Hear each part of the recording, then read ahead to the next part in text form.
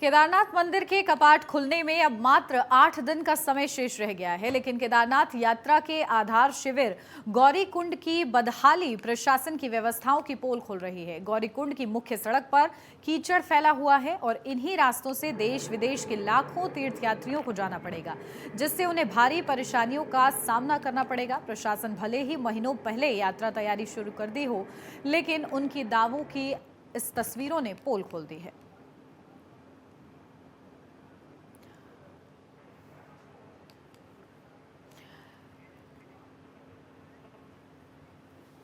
विश्व प्रसिद्ध 11वें ज्योतिर्लिंग बाबा केदारनाथ की यात्रा आगामी 10 मई को आरंभ होनी है, लेकिन उससे पहले प्रशासन की जो यात्रा तैयारियां हैं वो कहीं ना कहीं आगामी यात्रा काल में चुनौती साबित होगी। इस वक्त हम केदारनाथ यात्रा के आधार शिविर गौरीकुंड में मौजूद हैं और गौरीकुंड की तस्वीरें अगर आप देखेंगे तो ये यहाँ से ही केदारनाथ की यात्रा आरंभ होती है, लेकिन आप सड़कों की स्थिति देखिए और आप दूसरी तरफ भी आपको दिखाएंगे तो ऐसा लग रहा है कि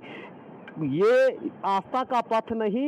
बल्कि किसी गंदगी के अंबार में हम पहुंच गए हैं। आप इन तस्वीरों को जरा ध्यान से देखिए। आपसे केवल 9 दिन का समय बाबा केदारनाथ की यात्रा को आरंभ होने में मात्र रह गया है, लेकिन उसके बावजूद भी जो प्रशासन की तैयारियां हैं वो प्रशासन के दावों और नारों की पोल खोलती हुई नजर आ रही है। तस्वीरें साफ तौर पर आप देख सकते हैं कैसे कीचड़ ही कीचड़ इस आस्था के पथ में पटा हुआ है और प्रशासन जो यात्रा की तमाम तैयारियां कहीं महीनों पहले से कर रहा है उसकी कलाई खुलती हुई नजर आ रही है, क्योंकि जो यात्रा से जुड़े हुए अफसर हैं वो केवल एसी के कमरों में बैठकर बैठकें कर रहे हैं, लेकिन जो धरातल पर स्थिति आपको नजर आ रही है वो